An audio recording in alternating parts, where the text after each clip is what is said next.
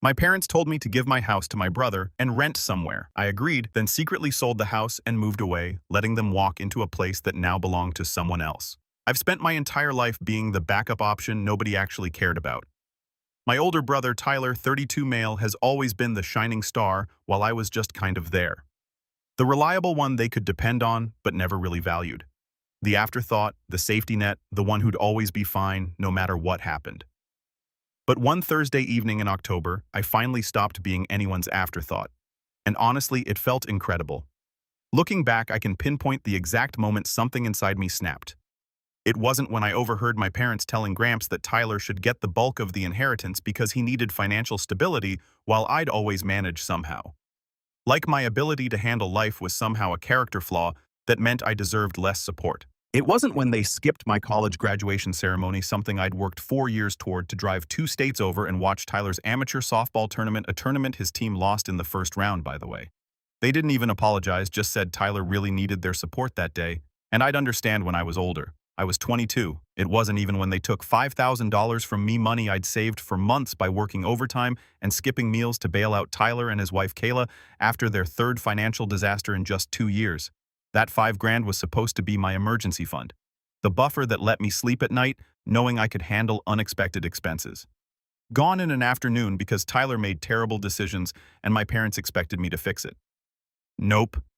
What really broke me was how casually they made life-altering decisions about my future without bothering to consult me. Like I was just a resource they could deploy however they wanted. Like my thoughts, feelings, and plans were completely irrelevant to their calculations. Growing up in Tyler's shadow wasn't just my normal. It was my entire childhood identity. I remember being 8 when Tyler got a brand new PlayStation for his birthday. Top-of-the-line system, 3 controllers, dozens of games. When my birthday came 3 months later, I inherited his old handheld device with sticky buttons and a flickering screen. Mom acted like she was doing me a favor. When Tyler joined the middle school basketball team, my parents immediately rearranged their entire work schedules to attend every single game every Tuesday and Thursday evening, plus weekend tournaments. Dad would leave work early, Mom would swap shifts. They'd sit in the bleachers cheering while Tyler mostly sat on the bench. He wasn't even a starter, just a mediocre player who occasionally got subbed in during the fourth quarter when the outcome was already decided. But they never missed a game, not once. Meanwhile, I was pulling straight A's, making the honor roll 4 years in a row, and competing in state-level debate tournaments. My certificates went on the fridge for maybe 3 days before Mom would replace them with Tyler's latest barely passing grade. Like a C- in English deserved more celebration than my academic achievement. Tyler needs extra encouragement, Mom would explain whenever I asked why they couldn't make my debate competitions. You're so independent, Brianna. You've always been our little adult. You don't need us there the same way he does. Little adult. I heard that phrase so many times growing up it might as well have been my middle name. Little adult was just code for we don't need to pay attention to you because you're not causing us problems. The favoritism got worse as we got older. Tyler dropped out of college after 3 semesters fully funded by my parents. Meanwhile, I worked 2 jobs to cover my own tuition, won scholarships, and graduated with a 3.7 GPA. My reward, a text saying, "Congrats," and a $50 Target gift card. No party, no celebration, dinner, nothing. Tyler's high school graduation party, not even college, had been a massive backyard barbecue with 75 people, catered food, and a custom cake for a 2.3 GPA. The unfairness burned, but I kept pushing forward. Figured if I just proved myself enough, worked hard enough, achieved enough, they'd eventually see me. Eventually recognized that I was worth their attention too. I was wrong. By age 27, I'd saved enough to buy a modest 3-bedroom house. Nothing fancy, but it was mine. Every mortgage payment, every repair, every piece of furniture, I handled it alone. I still remember signing the closing papers, hands shaking as I wrote my name. The realtor congratulated me on buying property solo at my age. I drove to my new house, walked through the empty rooms and cried.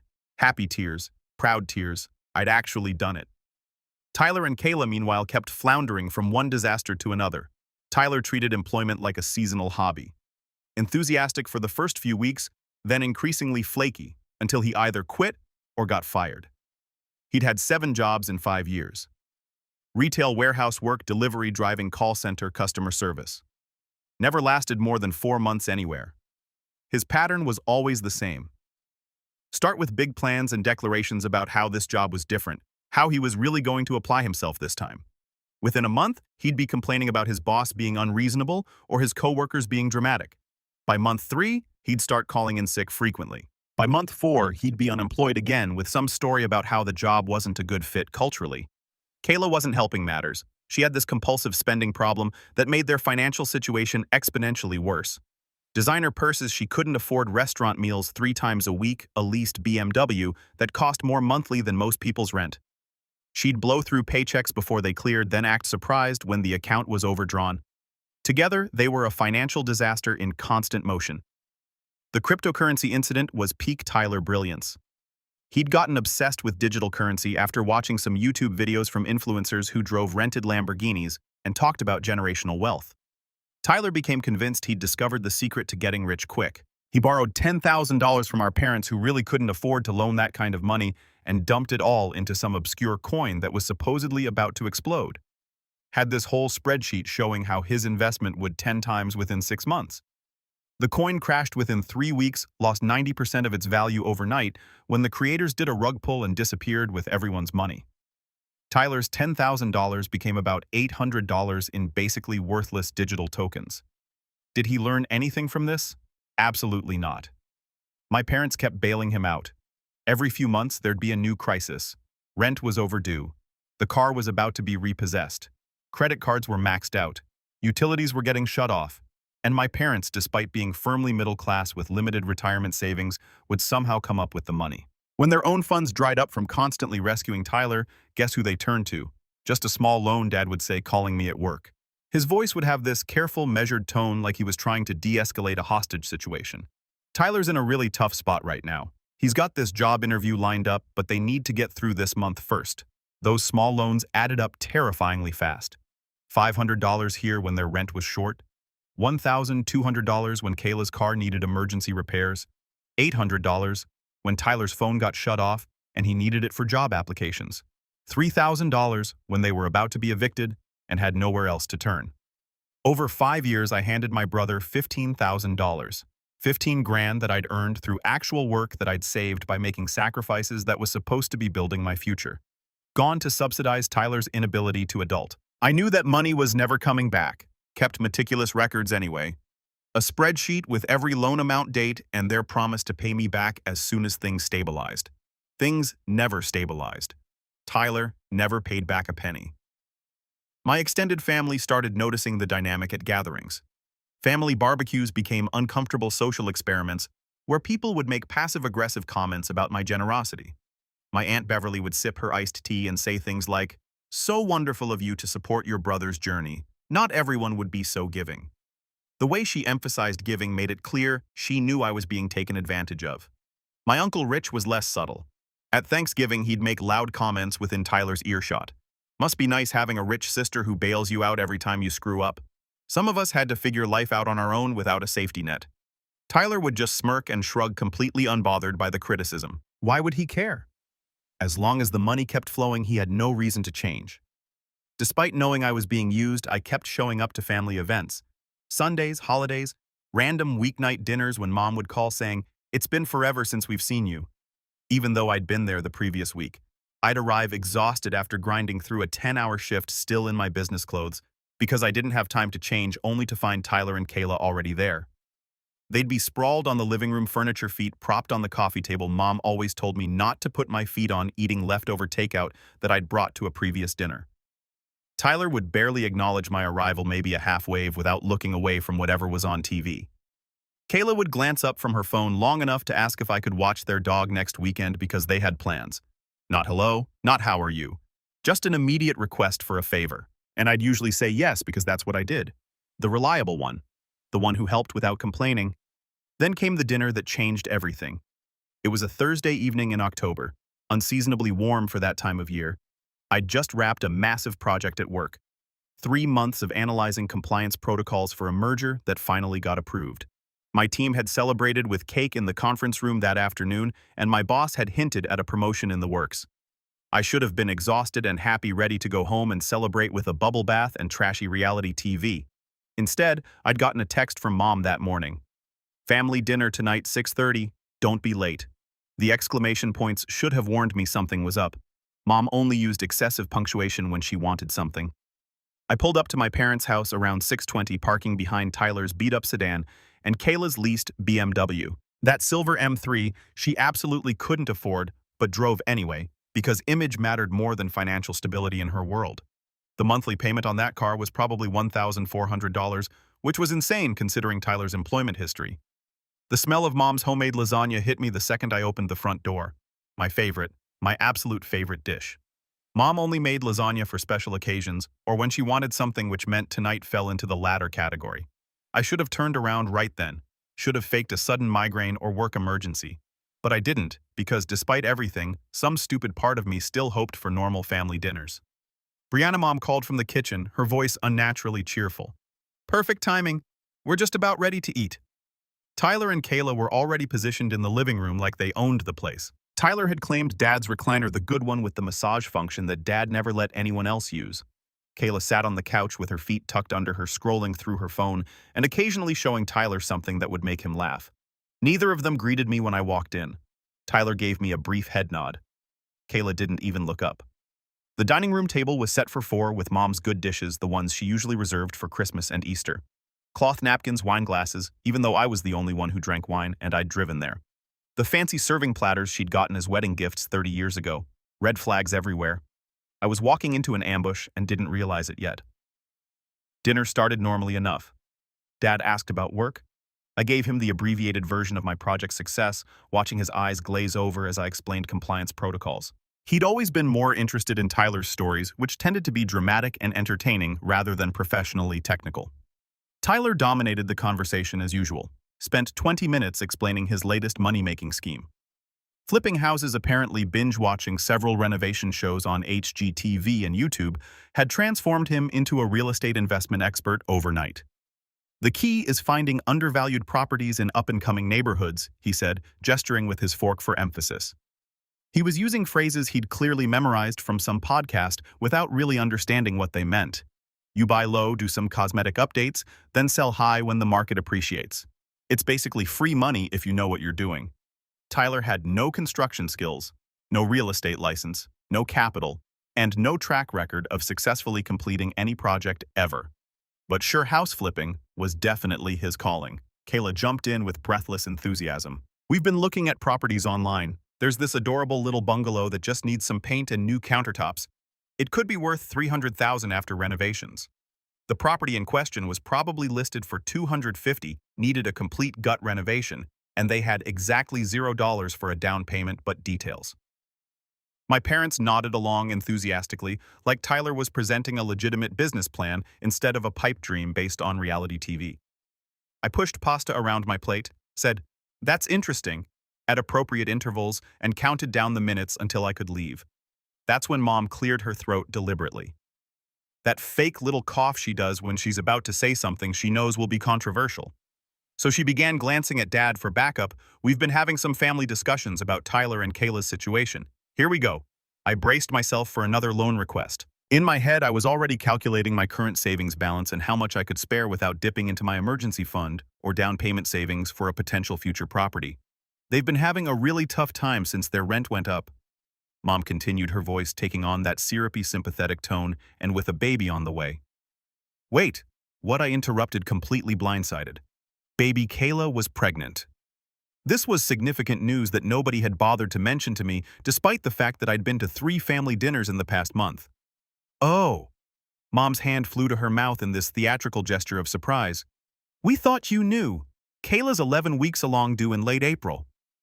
I looked at Kayla, who was smiling with this smug, self-satisfied expression, like getting pregnant while unemployed, broke, and unstable was some kind of achievement deserving congratulations. Congratulations. I managed, my brain still trying to process this bombshell. Tyler was about to be a father. Tyler, who couldn't keep a job for 4 months or manage his own finances, was going to be responsible for another human being. So anyway, Mom continued, clearly eager to move past my reaction. We found the perfect solution to help them out. They're going to move into your house next month. We figured you could take the spare bedroom there or stay with us temporarily, or maybe find a small apartment since you don't really need all that space living alone. Time stopped. My stomach dropped like I was free falling off a building. I stared at her, waiting for someone to burst out laughing and admit this was an elaborate joke. Maybe a hidden camera prank. Surely this wasn't really happening. Nobody laughed. My house. I finally got out my voice, weird and strangled. It just makes perfect sense. Dad jumped in immediately using his reasonable problem solver voice, like this was simple math instead of completely insane. You've got 3 bedrooms and you're living there alone. That's a lot of house for one person. Tyler and Kayla need room for the baby, and that front bedroom with the big window would be perfect for a nursery. My front bedroom with my big bay window in my house. The house I'd bought myself, the only thing I'd ever owned that was truly mine. We could paint it pale yellow, Kayla added, looking up from her phone finally. Gender neutral for now until we find out what we're having. And we'll need to baby-proof everything, obviously. Maybe put up one of those fancy baby gates at the stairs.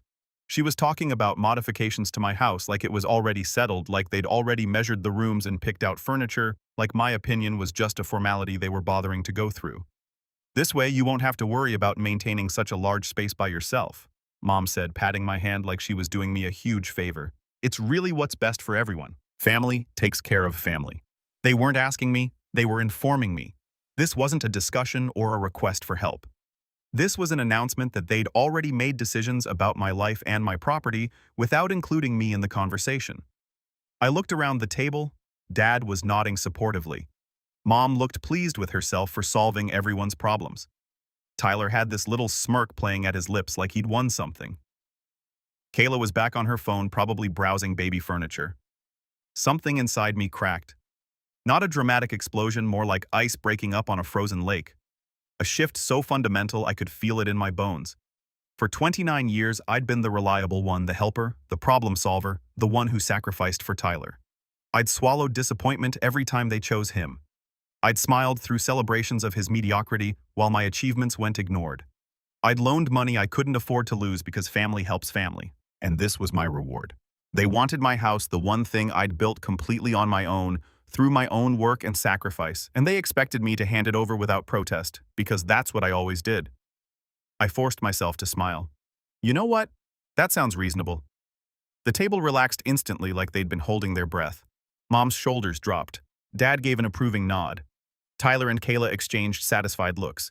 We figured they could move in early next month, Tyler said casually, like we were discussing borrowing a book instead of taking over my entire house. That gives you roughly 3 weeks to pack up your stuff and figure out your living situation. 3 weeks. They'd given me 3 weeks to completely upend my life and surrender my home. That works, I answered, taking a sip of water because my hands were trembling and I needed something to do with them. I'll start packing this weekend. Get everything organized. Perfect.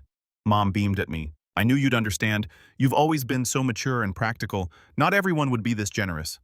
Generous, like I'd volunteered for this instead of being railroaded. The rest of dinner passed in a blur. I smiled when I needed to, nodded at appropriate times, made generic encouraging sounds while Kayla talked about baby names, and Tyler explained his plans for turning my garage into a home gym. Every word felt like another nail in a coffin. Kayla showed me photos on her phone of the nursery furniture. She'd already picked out an expensive set from a boutique store that cost more than my car payment. It'll look amazing in that room with all the natural light, she gushed. I can't wait to get started decorating. My room, my light, my house. When I finally escaped to my car around 9, my hands were shaking so badly I could barely grip the steering wheel. I sat there in the driveway for a solid 10 minutes, engine off, staring at nothing. Then the rage hit. Not loud screaming rage, cold, quiet fury that filled my chest and made it hard to breathe. I made it 3 blocks before I had to pull over because my vision was blurring from tears.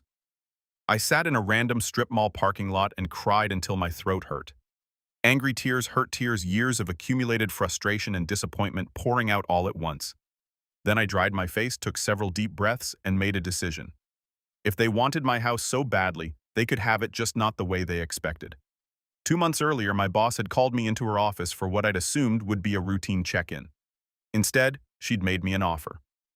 Senior compliance analyst position at our Chicago office, 35% pay bump, leadership role, significant career advancement. The catch: I'd need to relocate. Leave behind my house, my city, my proximity to family.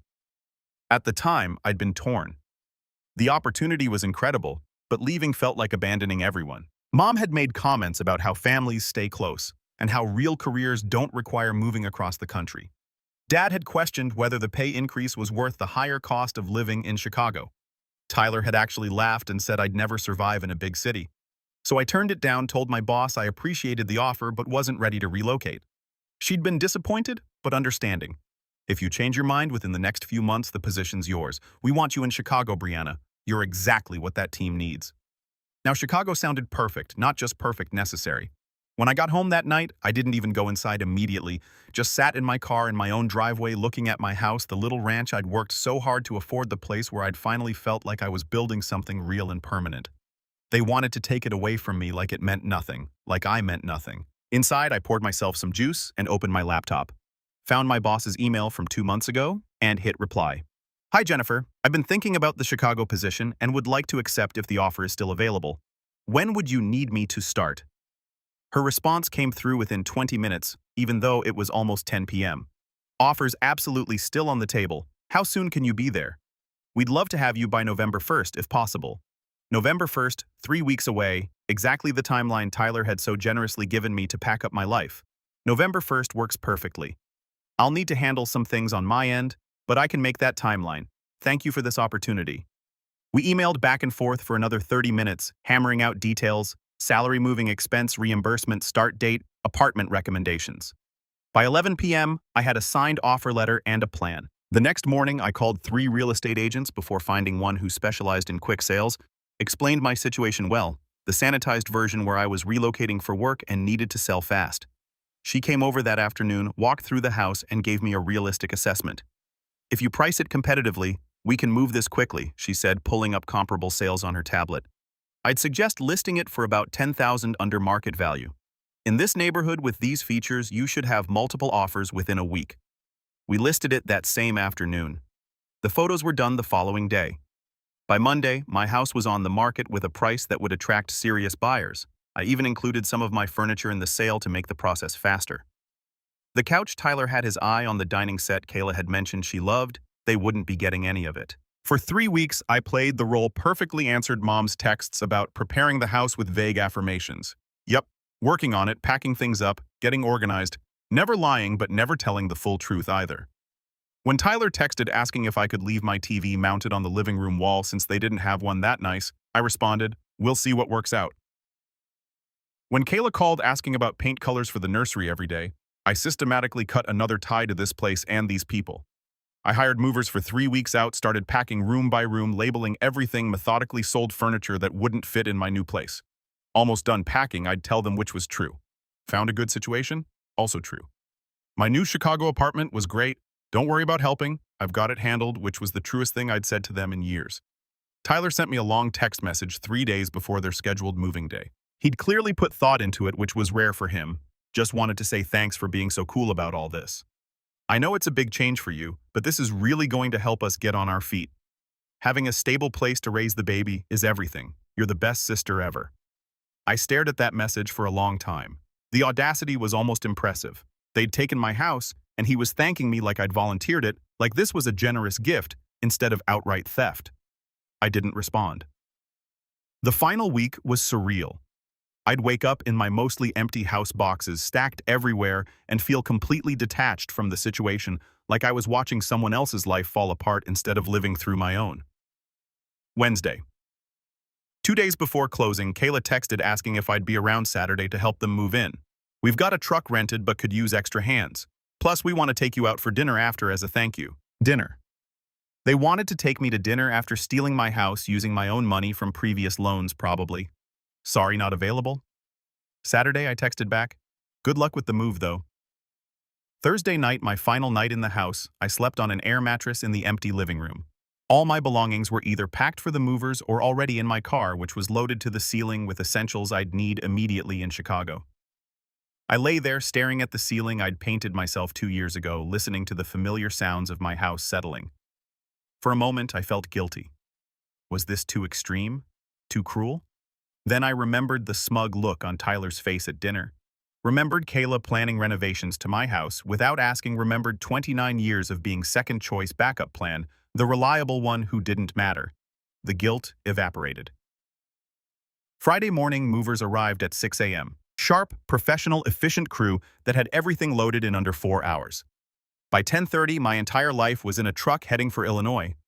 I met the real estate agent at the title company for closing at noon, signed approximately 4,000 documents, watched the money hit my account, handed over the keys to the new owners, a young couple who were genuinely excited about their first home.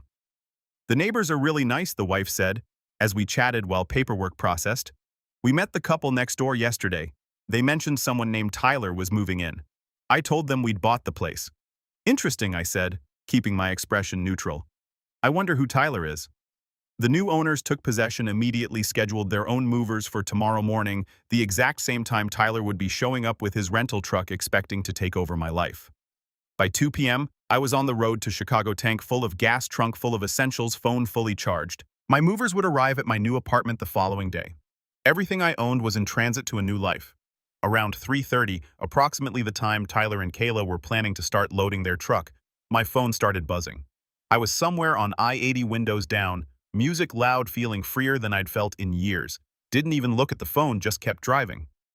By the time I finally pulled into my new apartment complex in Chicago, around 7 p.m., I had 63 missed calls and 147 text messages.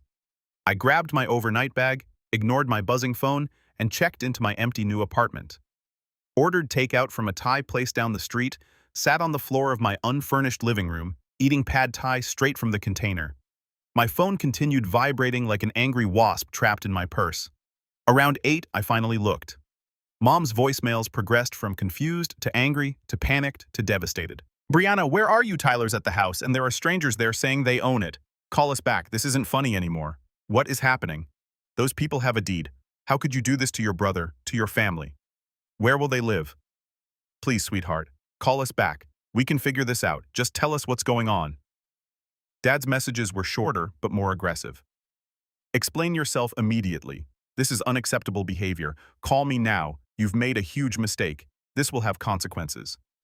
Tyler sent approximately 40 messages ranging from confused to furious. "What the hell is going on? There are people at your house saying they bought it. Did you seriously sell the house? Where are we supposed to go? Kayla's crying. She's pregnant. You're destroying my family. I can't believe you do this to me. I thought we were family. Screw you.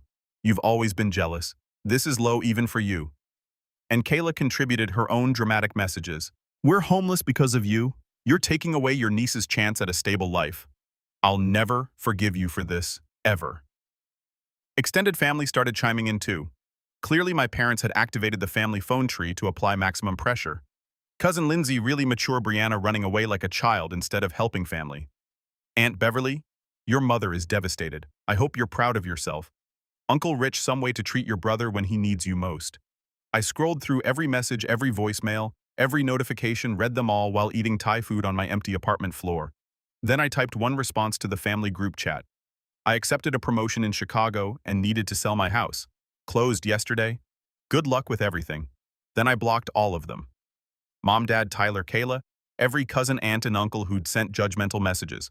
I blocked them on my phone, on social media, everywhere. Every contact I severed felt like releasing a weight I'd carried for decades. My real estate agent texted me right before I turned my phone off. "Heard your family showed up at the house today. My client said it was quite dramatic. Hope everything's okay. Congrats again on the sale." I replied, "Everything's perfect. Thanks for all your help." Then I silenced my phone entirely, took a long hot shower in my new bathroom, and slept on an air mattress in my empty bedroom. Best sleep I'd had in months. Update. 6 months later. All right. Reddit, enough people asked for an update that I figured I'd post one. It's been 6 months since I ghosted my family and started fresh in Chicago. Best decision I've ever made, hands down. My new job is incredible. The team actually values my input and gives me credit for my work. I've already gotten another raise and was promoted to lead analyst for our entire compliance division. My boss nominated me for a company leadership development program that starts next month. Made actual friends here too, people who know nothing about my past and see me as just Brianna, not Tyler's sister, or the reliable one or the backup plan. We explore the city, try new restaurants, take weekend trips to Milwaukee or Indianapolis. Normal stuff I never had time for before because I was always managing someone else's crisis. Started dating someone I met at a work conference. He's a financial risk analyst from Minneapolis, incredibly smart, and treats me like an actual priority instead of an obligation. We've been doing the long-distance thing for 3 months and it's going well.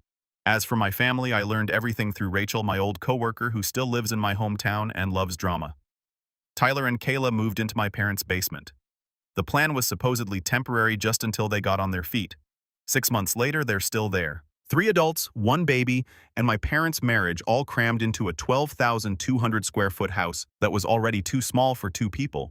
The cryptocurrency disaster got even worse after I left. Turned out Tyler had invested way more than the initial 10 grand.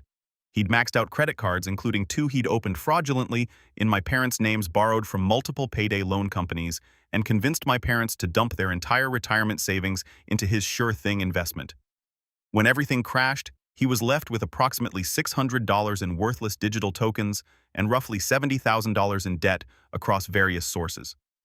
My parents had to take out a second mortgage just to cover the most urgent debts and avoid criminal charges for the credit card fraud. They're both still working in their mid-60s because retirement is no longer financially possible. The house I grew up in, they're losing it behind on the mortgage payments. Foreclosure proceedings started last month. Rachel says my mom has aged 10 years in 6 months. Dad's blood pressure is through the roof. They're looking at downsizing to a small apartment once the foreclosure finalizes.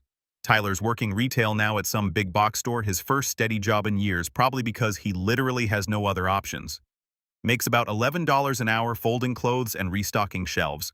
Kayla got a job at a coffee shop but kept calling in sick, so she got fired after 3 weeks. She's been unemployed since blaming her pregnancy and then the new baby for why she can't work. The baby, a girl, was born in April. They named her Brianna. According to Rachel, Kayla chose the name as some kind of peace offering, like naming her daughter after me would magically fix everything they destroyed. Found out about the name from one of those family friend gossip networks. My first reaction was anger. How dare they use my name after what they did? But then I felt sad for that little girl born into chaos through no fault of her own. So I did something I haven't told anyone about. I set up an anonymous trust fund for my niece, hired a financial attorney, established everything through shell entities so it can't be traced back to me. The fund will mature when she turns 18, enough to cover 4 years of college tuition, plus some cushion for living expenses. Tyler and Kayla won't know it exists until she's legally an adult and they can't touch it. The documentation is ironclad. My niece will get a real chance to build her own life instead of being dragged down by her parents' terrible decisions. Because here's the thing, breaking cycles doesn't mean punishing innocent people. That baby didn't choose this mess. She deserves better than I got. My parents tried reaching out through mutual family friends. Had my Aunt Beverly call Rachel asking for my contact information. Had old family friends message me on LinkedIn. Even had someone from my old church email me about family healing. I ignored all of it. Then last month, something shifted. I got a letter forwarded from my old P.O. box, return address from Gramps' assisted living facility.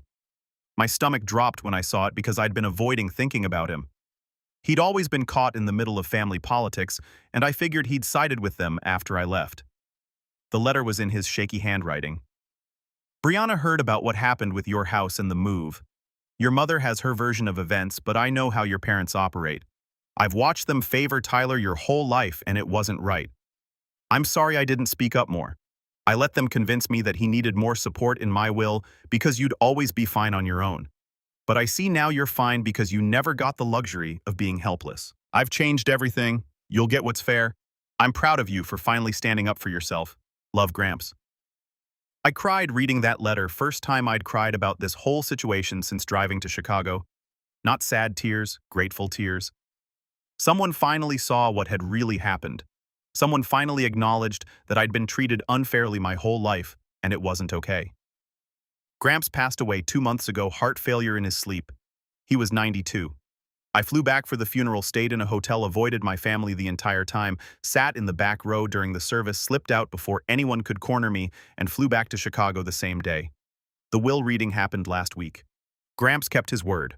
Left Tyler exactly $1 and a note that said, "You got everything while you were alive, time to earn your own way." Left my parents nothing. Everything else, his house savings investments, everything came to me after taxes and estate fees, roughly $380,000. My parents tried contesting it, immediately claimed Gramps wasn't mentally competent when he made the changes. Their lawyer took one look at the extensive medical documentation showing Gramps had been sharp as ever and told them they had no case. Tyler had a complete meltdown at the reading, started screaming about how I'd poisoned Gramps against him, How this was all my fault, how I destroyed the family. The attorney had security escort him out. According to Rachel's latest update, Kayla finally left Tyler 3 weeks ago, took baby Brianna and moved in with her parents 2 states away, filed for divorce, citing financial irresponsibility and emotional neglect. Tyler's now living with my parents in whatever small apartment they end up renting after the foreclosure. 3 broke adults sharing close quarters while pretending everything's fine. Meanwhile, I'm thriving. Used part of Gramps' inheritance to buy a condo in a nice Chicago neighborhood, paid cash, no mortgage. The rest is invested, securing my actual future. I had a night with my new friend group last week. Someone asked about my family and I realized I'd gone 3 whole days without thinking about them once. They're becoming less relevant to my life with every passing day. My parents sent one final message through a mutual family friend asking if we could talk if there was any possibility of reconciliation. I sent back one sentence. There's nothing to reconcile. I'm not coming back.